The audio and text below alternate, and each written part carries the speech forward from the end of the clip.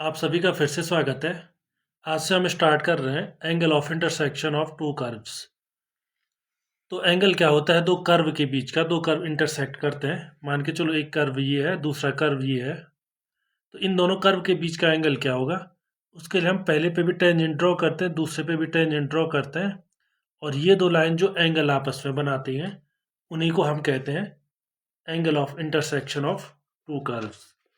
मतलब the angle of intersection, the angle of intersection of two curves at a point, क्योंकि कई point पे intersect कर सकते हैं। At a point of intersection, एक बार में अगर आप एक पॉइंट ऑफ इंटरसेक्शन ले लें, is the angle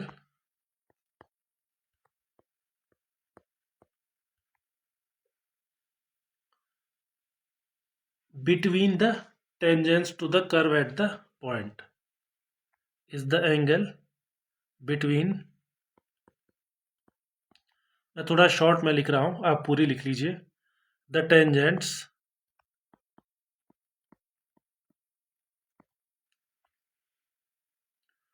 to the curve at the point,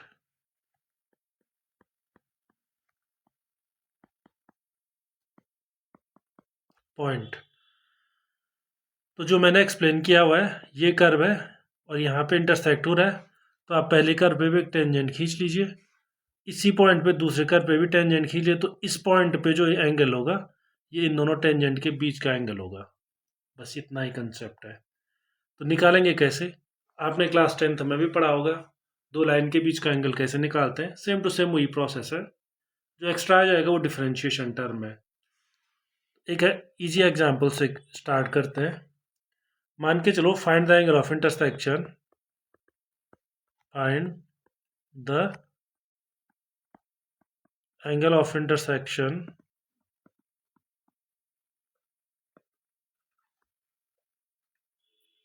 of the parabolas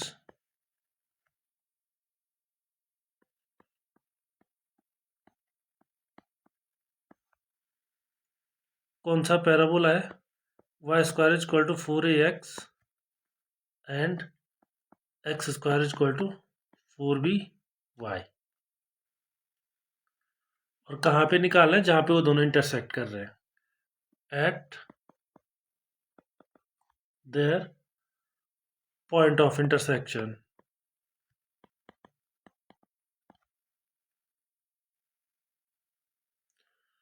और ये दो पैराबोला हैं, ये दो पॉइंट पे इंटरसेक्ट करते हैं। एक तो ओरिजिन है, तो ओरिजिन पे नहीं निकालना है, किसी और पे निकालिए। Point of intersection other than the origin.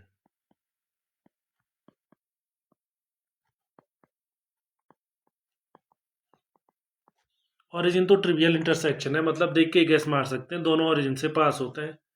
और जब भी कोई कर्व ओरिजिन से पास होता है तो उसके ओरिजिन पे टेंजेंट कैसे निकालते हैं आपको पता है। लोएस्ट डिग्री टर्म 0 रखो, तो एक ही एक्स एक्सिस हो गई, एक कोई वाई एक्सिस होगी, दोनों के बीच का एंगल 90 डिग्री हो गया। क्वेश्चन डन हो गया। तो इसलिए क्वेश्चन में थोड़ा आगे, एक स्टेप आगे पूछा गया है कि ओरिजिन को छोड़ करके वो जहाँ पे भी इंटरसेक्ट करते हैं। तो आपको पता है दोनों पैराबोला दिखते कैसे हैं। वैसे यहाँ पे ये चीज़ मैटर नहीं करती है, लेकिन अपने कर्व ट्रेसिंग के लिए, अपने नॉलेज के लिए, पहला पैराबोला कौन सा वाला है? ये वाला। और दूसरा पैराबोला है ये वाला। ये सही नहीं बना, अब ठीक है। तो कुछ कुछ ऐसे दिखेगा ये पैराबोला, एग्जैक्ट ना भी दिखे कोई नहीं, लेकिन दिखेगा ऐसे ही पैराबोला। और जो ये दूसरा वाला पैराबोला है, इसको थोड़ा आगे तक ले जा दीजिए, ये लीजिए। तो कहाँ पे इंटरसेक्ट करते हैं ये? किसी एक पॉइंट यहाँ पे। एक तो ओरिजिन पे करते ही करते हैं, पर ओरिजिन पे जो एंगल ऑफ इंटरसेक्शन है, मैंने अभी बता दिया, वो तो ऐसे ही हो गया π/2। यहाँ पे कितना होगा? तो यहाँ पे आप क्या करेंगे? दो टेंजेंट खींचेंगे, ठीक है। और उनके बीच का एंगल अगर आप जानना चाहे हो क्या रहा है, तो उसके लिए एक टेंजेंट इस पे खींचिए, इस वाले कर्व का। एक टेंजेंट इस वाले कर्व का खींच लीजिए और इन दोनों लाइन के बीच का जो एंगल होगा, इस लाइन और इस लाइन के बीच का जो ये एंगल है वो ये आपको निकालना है। तो सबसे पहले तो पहले कर्व को आप डिफ्रेंशिएट कर दीजिए और ये देखिए dy बाई डी एक्स कितना है उसके किसी पॉइंट पे। तो जो पहला वाला कर्व है उसका डिफ्रेंशिएशन कितना हो जाएगा, 2y dy dx equal to 4a, या यहाँ से निकाल दीजिए dy by D x equal to 2a upon y, y means square root 4a x। इसको आप थोड़ा सा सिंप्लीफाई कर सकते हैं अगर आप करना चाहें, नहीं तो छोड़ भी सकते हैं, कोई बात नहीं, आगे उसे हैंडल कर लेंगे हम। तो फॉर एग्जांपल 4 का स्क्वायर रूट कट जाएगा और स्क्वायर रूट इससे स्क्वायर रूट कट जाएगा, तो ये कितना आ जाएगा, स्क्वायर रूट ए अपॉन एक्स। ये किसी एक पॉइंट पे क्या है, इसका स्लोप है। पर ये दोनों पहले इंटरसेक्ट कहाँ पे करते हैं, इन दोनों के कॉमन पॉइंट ऑफ इंटरसेक्शन क्या है, वो है ये वाला पॉइंट। ये वाला पॉइंट कैसे मिलेगा, पहली क्वेश्चन और दूसरी क्वेश्चन में एक्स और वाई को क्या कर लो, आप इलिमिनेट कर लो। तो कैसे एलिमिनेट करेंगे, या तो y की वैल्यू दूसरे में रख लो या फिर x की वैल्यू पहले में रख लो, जो आपको अच्छा लगे। तो पहले से कितना है, y to the power 4 equal to 16a square into x square means 4by। इसका मतलब सारा एक साइड ला सकते हैं आप, y कॉमन आ जाएगा तो y क्यूब ये बच जाएगा minus 64a square and b is equal to 0। तो या तो y 0 होगा, पर y 0 हमको चाहिए नहीं क्योंकि हमें पता है वो ओरिजिन पॉइंट ही मिलेगा। y 0 होते ही x भी 0 हो जाएगा, किसी भी क्वेश्चन से देख सकते हैं आप। लेकिन ये दूसरे वाले हो सकती है, y equal to y cube equal to कितना हो सकता है, 64 ए स्क्वायर भी, ये वाला हमें चाहिए। तो इससे कितना हो जाएगा, y equal to cube root हो जाएगा। तो 4 का क्यूब कितना होता है, 64, ए स्क्वायर का a to the power 2/3, b to the power 2/3, b to the power 1/3 आएगा। अब आपको y की वैल्यू मिल चुकी है तो x की भी वैल्यू मिल जाएगी। कैसे, x square equal to 4by है, x square equal to 4b into y, y means 4a to the power 2/3 b to the power 1/3। इसी को आप लिख सकते हैं 16 a to the power 2/3 b to the power 1 plus 1/3, 1 power यहाँ से मिल जाएगी प्लस 1/3 पावर यहाँ से मिल जाएगी, टोटल 4/3 पावर हो जाएगी।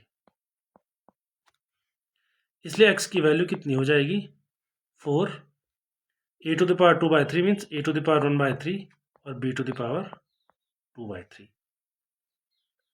तो दोनों का जो पॉइंट ऑफ इंटरसेक्शन है, जो अंडर कंसिडरेशन है, वो पॉइंट है P, और P के कोऑर्डिनेट होंगे 4 a to the power 1/3 b to the power 2/3 comma 4 यहाँ से a to the power 2/3 b to the power 1/3।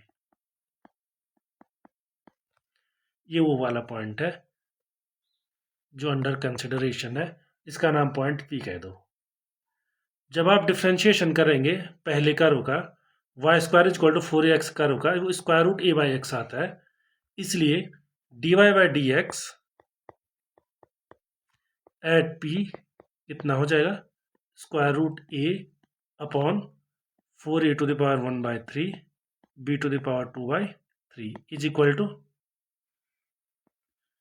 Square root a की पावर कम हो जाएगी, 1/2 को तो आप बार भेज ही सकते हैं, a टू द पावर 1/3 है, ये ऊपर जाके नेगेटिव हो जाएगी, a की power 1 minus 1/3 a to the power 2/3 divided by b to the power 2/3।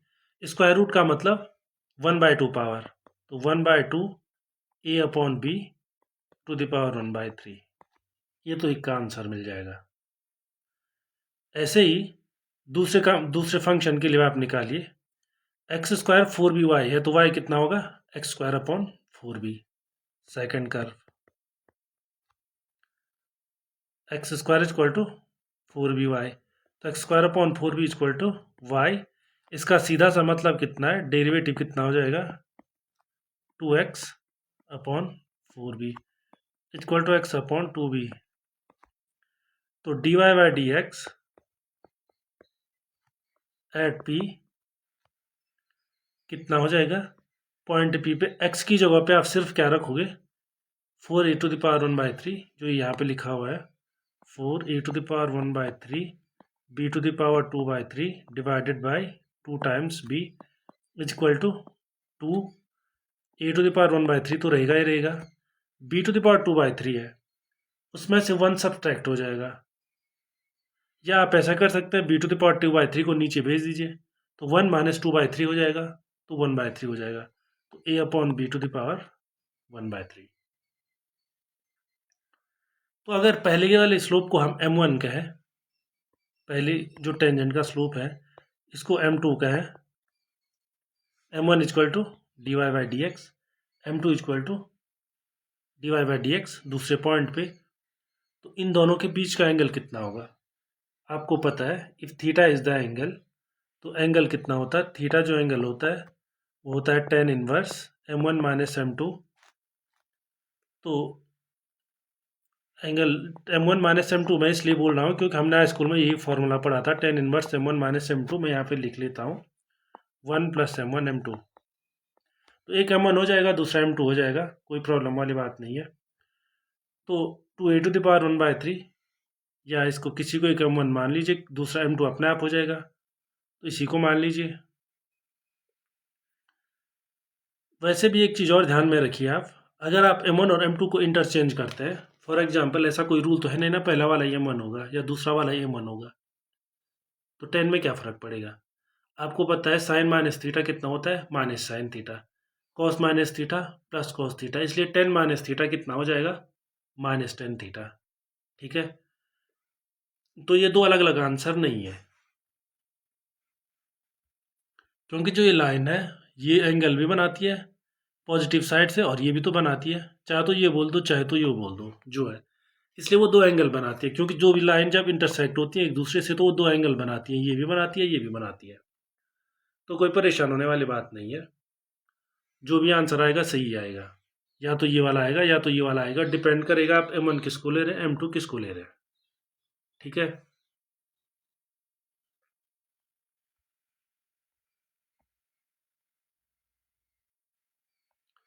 चलिए आगे बढ़ते हैं। तो एक को आप किसी को भी पहला मान लीजिए, तो इसी को मान लीजिए, जो जो नज़दीक है उसी को पहला मान लीजिए, तो कितना हो जाएगा, या m1 इसको लिख लिया है तो इसी को मान लीजिए, a अपॉन b⁻1/3 और 1/2 minus 2 times a upon b⁻1/3 divided by 1 plus m1 m2, 1 plus m1 m2 means एक बार कितना आ जाएगा 1/2 a अपॉन b⁻1/3, दूसरी बार 2 a अपॉन b⁻1/3। तो जो कैंसिल हो रहा है उनको कैंसिल कर लीजिए और जो छूट रहा है उसको बचा दीजिए, tan इनवर्स, तो ऊपर को आप ऐसे रहने दे सकते हैं या सिंप्लीफाई कर सकते हैं। तो ये है कितना ऊपर, ऊपर a⁻1/3 पहले से ही है, 2b⁻1/3 नया आया है, माइनस 2a⁻1/3 पहले से ही है, b⁻1/3 है, तो ये 4/2 हो जाएगा, ये तो ऊपर का हो गया है, और नीचे जो बचेगा वो कितना होगा, सबसे पहले ये 2 और ये 2 कैंसिल हो जाएंगे एक दूसरे से, तो जो बचेगा 1 plus a⁻1/2 a⁻1/3 b⁻1/3 b⁻1/3 इतना, इसको आप सिंप्लीफाई कर सकते हैं, tan inverse a⁻1/3 minus 4a⁻1/3 divided by 2b⁻1/3 यहाँ से आ गया, और ये पूरा डिवाइड किससे हो जाएगा, b⁻2/3 प्लस a⁻2/3, और पूरा डिवाइड किससे हो जाएगा, b⁻2/3 से। आप इसे एक स्टेप और सिंप्लीफाई कर सकते हैं, कितना हो जाएगा ये, tan inverse a⁻1/3 minus 4a⁻1/3 divided 2b⁻1/3 यहाँ लिख लीजिए, इंटू b⁻2/3 सबसे ऊपर आ जाएगा और divided by B to the power 2/3 plus A to the power 2/3। इससे ज़्यादा आप ये क्या सिंप्लीफाई हो सकता है, बी की पावर जो हट सकती है उन्हें हटा दीजिए, तो और final answer tan inverse A to power 1/3 minus 4 A to the power 1/3 into B to the power 2/3 minus 1/3, तो बी टू द पावर 1/3। और आप इसमें को इसमें से सब्सट्रैक्ट कर सकते हैं, a to the power 1/3 minus 4 A to the power 1/3 को 3 ए टू द पावर 1/3 लिख सकते हैं, और नीचे a to the power 2/3 plus B to the power 2/3 है ही है, लेकिन 2 से मल्टीप्लाइड भी है तो पूरे को 2 से मल्टीप्लाई कर लीजिए। इसे आप सिंप्लीफाई कर सकते हैं आप, या यहीं पे छोड़ सकते हैं। tan इनवर्स कितना हो जाएगा, माइनस आ जाएगा। इस माइनस से परेशान मत हो जाना, आंसर यहीं पे छोड़ दीजिए। 2 to the power A to the power 2/3 plus B to the power 2/3। ये माइनस आता रहेगा, वो डिपेंड करता है एक, क्योंकि आप दो नंबर का डिफरेंस ले रहे हैं m1 और m2 का, तो कोई भी बड़ा हो सकता है कोई भी छोटा हो सकता है, तो परेशान मत हो जाइए कि ये माइनस हमारा माइनस में क्यों आ रहा है, दूसरे का पॉजिटिव में क्यों आ रहा है। पॉसिबल है क्योंकि किसी ने m1 को m2 लिया होगा और किसी ने m2 को m1 लिया होगा, तो क्वाइट पॉसिबल है। इस पे ज़्यादा वो। अगली exercise, find the condition, find the condition for the curve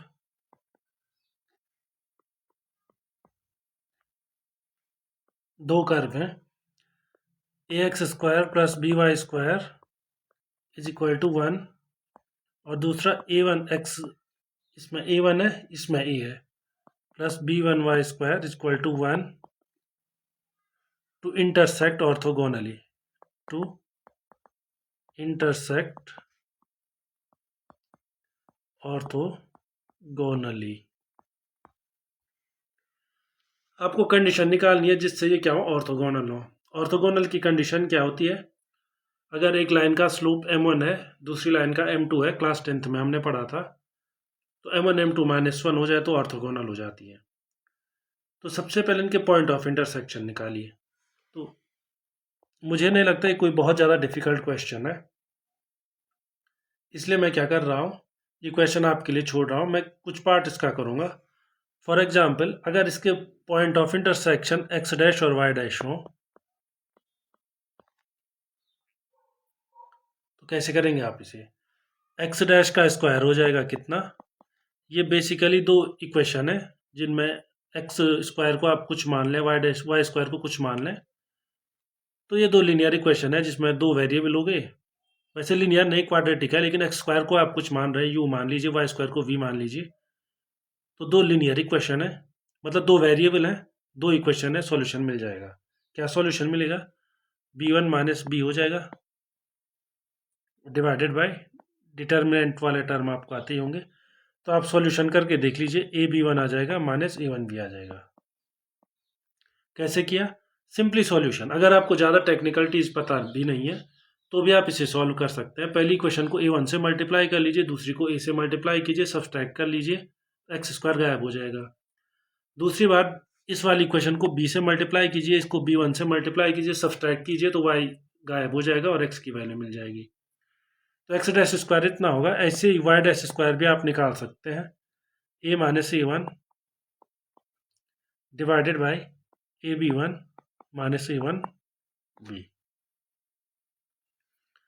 जो पहला कर्व है ax² प्लस by² प्लस 1, उसके लिए डिफ्रेंशिएशन कीजिए तो आप कितना मिलेगा, 2ax plus 2by y' equal to 0, implies y' equal to minus a/b और x/y।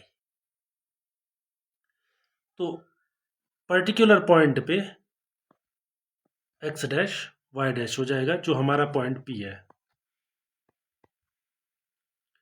दूसरे को डिफ्रेंशिएट अलग से कर लीजिए, ये इक्वेशन है, सेम टू सेम वही आ जाएगा। उसके लिए y' कितना आ जाएगा, सिर्फ a1 और b1 का डिफरेंस है, a1 divided by b1, x' divided by y', और कोई चेंज नहीं आएगा।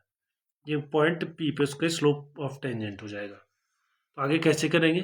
अगर इसका प्रोडक्ट कितना आ जाता है, -1 आ जाता है, means A upon B X dash divided by Y dash into minus A upon B X dash divided by Y dash equal to -1।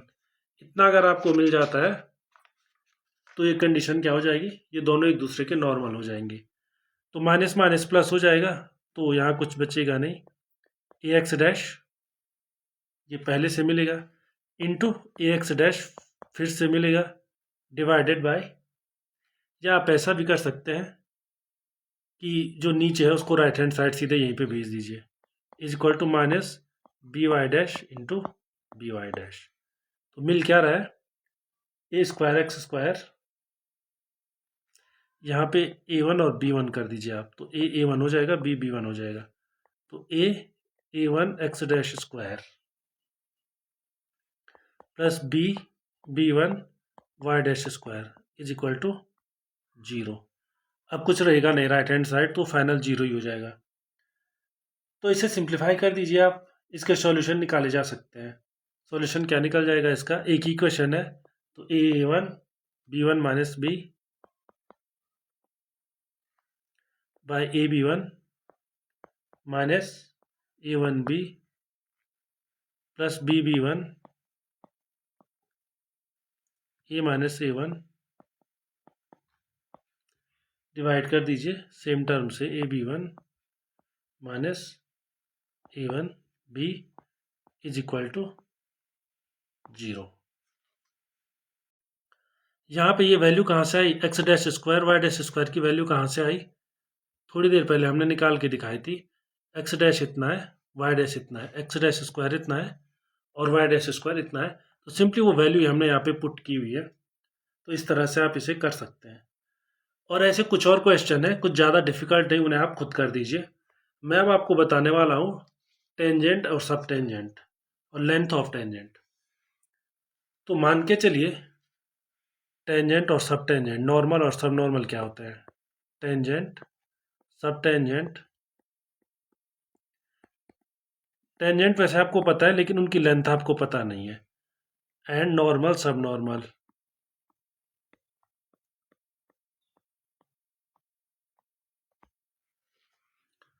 तो टेंजेंट आपको पता ही है लेकिन लेंथ कितनी होगी उसकी, वो कैसे निकालेंगे। तो ये समझने के लिए आप एक एक्सिस सिस्टम बनाइए, एक्स एक्सिस और वाई एक्सिस बनाइए। ऐसे मान के चलिए कोई कर्व है, केवल समझने के लिए, यहाँ पे कोई कर्व है कुछ कुछ ऐसा, और ये इसका कोई पॉइंट पी है, इस पे आपने एक टेंजेंट ड्रॉ किया ये, और जैसे जैसे आप ड्रॉ कराओगे आगे बढ़ाओगे तो ये कभी ना कभी, अच्छा कर्व थोड़ा टेढ़ा हो गया, कोई नहीं, इसे थोड़ा घुमा लेते हैं, ये लीजिए, कोई नहीं। जो पॉइंट है वो ये है, कहीं भी हो सकता है पॉइंट, ये कर्व का कोई भी आर्बिट्रेरी कर्व का पी पॉइंट है, और इसके पॉइंट पे हमने टेंजेंट खींचेगा तो कभी ना कभी एक्स एक्सिस को जरूर मिलेगी, ये कहीं पे भी मिल सकती है, जरूर नहीं ओरिजिन पे ही मिले, ओरिजिन से पहले भी हो सकती है बाद में भी हो सकती है, लेकिन कहीं भी मिले हम इस एंगल को हमेशा साई ही कहते हैं। मैंने बताया था tan psi, D Y by D x tan psi होता है, उस नोटेशन को फिक्स कर दीजिए, ठीक है। और यहाँ से आप एक नॉर्मल डाल दीजिए नीचे 90 डिग्री की लाइन, ये एंगल राइट एंगल हो गया 90 डिग्री की। और नॉर्मल मैंने क्या डिफाइन किया था, नॉर्मल वो लाइन होती है जो इस टेंजेंट लाइन से 90 डिग्री का एंगल बनाती है। ये लो बन गया, टेंजेंट से 90 डिग्री का एंगल बनाती है, मतलब ये वाला एंगल भी कितना होगा, 90 डिग्री। तो ये नॉर्मल होता है और ये टेंजेंट तो है ही। तो टेंजेंट के बाद लेंथ ऑफ टेंजेंट कितनी है वो तो हम निकालेंगे ही। तो इन पॉइंट को आप कोई नाम देना शुरू कर सकते हैं, जैसे ये पॉइंट पी है, तो मान के चलो ये पॉइंट एम पे हमने नॉर्मल डाला, इधर ये एक्स एक्सिस है, इसको कोई नाम दे दीजिए जी, ये ओरिजिन है ही है, ये वाला भी एक पॉइंट है, तो चलो यहाँ पे एक और नाम दीजिए टी। जो टेंजेंट कितना है पी टी, पी से लेकर के टी तक वो टेंजेंट की टोटल लेंथ है। नॉर्मल की भी लेंथ ऐसे निकाल सकते हैं, जो नोटेशन मैंने अभी आपको बताया, उसको यूज करते हुए टेन साई कितना होता है, dy ओवर dx, इसका आप यूज कीजिए। जो टीपी है पहले उसी को निकाल दीजिए। टीपी कितना है, इस टीपी को ही हम बोलते हैं टेंजेंट, जो कि पहले से हमें पता है टेंजेंट है, पर यहाँ पे लेंथ ऑफ टेंजेंट बोल दीजिए। तो टीपी कितना होगा, सबसे पहले जो ये पॉइंट है पी वो एक्स वाई है, आर्बिट्रेरी पॉइंट है, इसलिए ये हाइट कितनी होगी, वाई होगी, और ये लेंथ कितनी हो जाएगी, एक्स हो जाएगी यहाँ से यहाँ तक, और वाई कितनी हो जाएगी, हाइट हो जाएगी। तो अगर आप एम पी है जो एम से लेकर के पी का उसका कॉसेक्साइल है,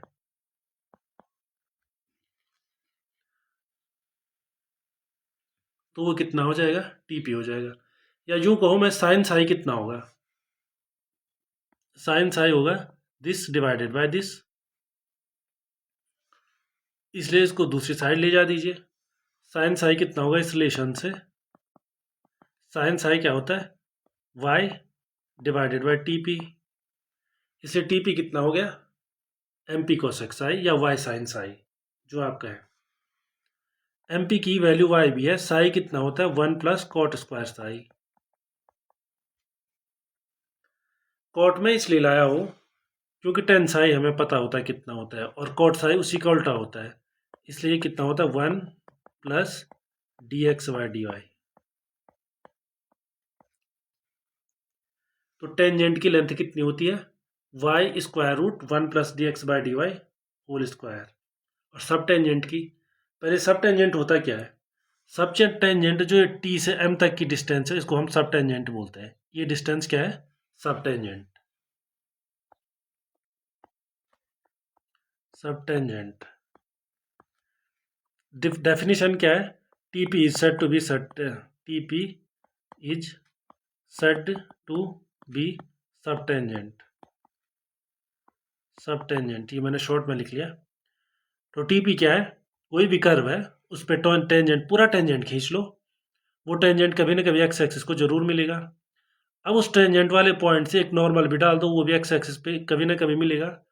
तो एक पॉइंट को टी को, एक को एम कहो, तो टी से एम की डिस्टेंस क्या होती है, सब टेंजेंट। तो जरूर नहीं है टी ओरिजिन पे ही हो, मैंने जैसे पहले बोला, हो सकता है टी यहाँ पे आ जाए, हो सकता है जैसे इस केस में इधर है, ऐसा भी हो सकता है। तो सब टेंजेंट कैसे निकालेंगे आप, सब टेंजेंट भी बहुत आसान है। सब टेंजेंट है केवल टी से एम की डिस्टेंस, टी से एम की डिस्टेंस तो निकाली जा सकती है। जो टेन साई होता है वो लीजिए आप, एम पी कॉट साई। जो टेन साई होगा वो इसका और इसका रेशियो होगा, वाई और एक्स का रेशियो होगा, तो कॉट साई ठीक उसका उल्टा हो जाएगा, उससे ये रिलेशन मिल जाएगा। तो टी एम कितना हो जाएगा, M P cos psi. M P means Y, cot psi means D X by D Y. तो ये सब टेंजेंट होता है, सब टेंजेंट की लेंथ निकल गई। नॉर्मल कितना होता है, नॉर्मल ये यहाँ पे खींचा हुआ है हमने पी से लेकर के जी तक, नॉर्मल की कुल लेंथ इसको हम बोलते हैं। नॉर्मल का मतलब ये इस पे 90 डिग्री का एंगल बनाता है। तो पी से लेकर जी तक की डिस्टेंस कैसे निकालेंगे, सेम टू सेम वही फॉर्मूला है। ध्यान रखना, अगर ये एंगल साई होगा, ये एंगल भी साई ही होगा यहाँ पे, ये छोटा वाला एंगल क्यों होगा, आप ज्योमेट्री यूज कर सकते हैं जो आपने क्लास 9th में पढ़ी है। अगर ये साई होगा, वो भी साई होगा, क्यों होगा, क्योंकि मैं इस पेन से दिखाता हूँ आपको, ये पूरा ये क्या 90 डिग्री का एंगल है, 90, तो ये ट्रायंगल पूरा है, तो ये 90 डिग्री ये है, साई ये है, तो 90 माइनस साई ये होना चाहिए छोटा एंगल। अब इस छोटे वाले ट्रायंगल में आ जाइए, ये 90 है, ये 90 माइनस साई है, इसका मतलब ये वाला साई है। अब ये साई भी आपको पता है, ये वाई भी आपको पता है, और ये आपको निकालना है, तो निकालिए। कॉस वाला रेशियो ले लीजिए, कॉस वाले रेशियो में दिस डिवाइडेड बाय दिस हो जाएगा, तो मैं आपके लिए छोड़ रहा हूँ, आप कॉस वाला रेशियो ले सकते हैं। तो मैं सीधे लिख रहा हूँ, नॉर्मल कितना होता है, नॉर्मल या लेंथ ऑफ नॉर्मल, यहाँ पे नॉर्मल से मतलब हमारा है लेंथ ऑफ नॉर्मल। तो लेंथ ऑफ नॉर्मल जीपी है, अभी हमने देखा था जीपी, और जीपी कितना हो जाएगा, जीपी ये वाली साइड है, पीजी या जीपी जो कहें, वो एमपी का सेक्स आई हो जाए, एमपी को सेक्स आई से मल्टीप्लाई कर दो, एम पी सेक साई, एम पी का सेक साई, ये एम पी क्यों होगा एम पी का सेक साई? क्योंकि कॉस साई क्या है? वाई डिवाइडेड बाई हाइपोटेन्यूज, इसलिए एम पी का सेक साई क्या हो जाएगा? G P. तो एम पी सेक साई निकल गया तो लगभग लगभग निकल गया, एम पी तो वाई है ही है, पहले से ही पता है हमें। सेक साई होता है स्क्वायर रूट 1 + 10 स्क्वायर साई, और इसी को आप लिख सकते हैं Y square root 1 + dy/dx whole square. और सब नॉर्मल, सब नॉर्मल किसको बोलते हैं? ठीक जैसे सब टेंजेंट हुआ वैसे ही सब नॉर्मल इस डिस्टेंस को बोलते हैं। तो मैं थोड़ा डिफरेंट कलर कर दूं, तो ये सब नॉर्मल होता है यहाँ से यहाँ तक, ये सब नॉर्मल है। मैंने डिफरेंट कलर कर दिया, ये है केवल ये डिस्टेंस है सब नॉर्मल। सब नॉर्मल मतलब नॉर्मल एक पॉइंट पे तो मिल ही रहा है, बाकी जिस पॉइंट पे आपने नॉर्मल खींचा उससे एक और नॉर्मल डाल दीजिए, एक परपेंडिकुलर डाल दीजिए, जैसे कि हम कर ही चुके हैं। तो जो डिस्टेंस बचेगी उसको हम क्या कहते हैं? सब नॉर्मल। तो सब नॉर्मल कितना हो जाएगा? सब नॉर्मल फिगर के हिसाब से सब नॉर्मल जो डिस्टेंस होगी एम से जी तक की डिस्टेंस होती है, तो उसे लिखिए एम जी। और कैसे निकालेंगे?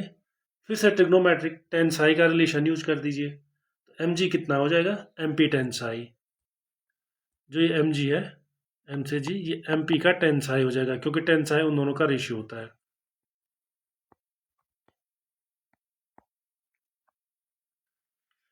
और एम पी टेन साई कितना हो जाएगा? Y d Y by D x. Tan psi हुआ d Y by D x और एम पी हुआ वाई।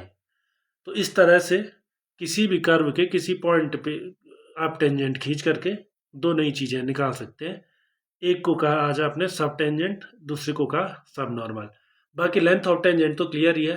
टेंजेंट तो कितना भी लंबा हो सकता है, क्योंकि लाइन तो जितनी मर्जी लंबी खींच लो। लेकिन लेंथ ऑफ टेंजेंट डिफाइन क्या होती है कि एक्स एक्सिस पे जब भी, ये फिगर यहाँ पे मैंने बना रखा है, कि जब भी आप उस किसी भी एक पॉइंट पे लेंथ ऑफ टेंजेंट का मतलब है टेंजेंट खींचिए, एक्स एक्सिस पे कहाँ पे मिल रहा है वो पॉइंट नोट कीजिए। उसके बाद उस पॉइंट से एक नॉर्मल या परपेंडिकुलर आप एक्स एक्सिस पे डाल दीजिए। तो इन दोनों के बीच की जो डिस्टेंस होगी इसी को कहते हैं सब टेंजेंट, लेंथ ऑफ सब टेंजेंट। और इसको कहते हैं, ऐसे ही आपने नॉर्मल भी खींचा हुआ इसी पॉइंट पे, तो ये नॉर्मल है मतलब ये 90 डिग्री है, ये परपेंडिकुलर है, तो इन दोनों के बीच की डिस्टेंस कितनी हो जाती है? सब नॉर्मल। तो ये टेंजेंट हो गया, length of tangent, length of normal, length of सब टेंजेंट, लेंथ ऑफ सब नॉर्मल। तो आगे हम देखेंगे इनका यूज कैसे होता है। पहले कुछ एक्सरसाइजेज करनी भी जरूरी है कि लेंथ ऑफ टेंजेंट निकालने में, लेंथ ऑफ नॉर्मल निकालने में। फिर आगे हम ये देखेंगे कि इनका यूज। तो अभी आप होमवर्क में क्या कर लीजिए, कुछ और एक्सरसाइजेज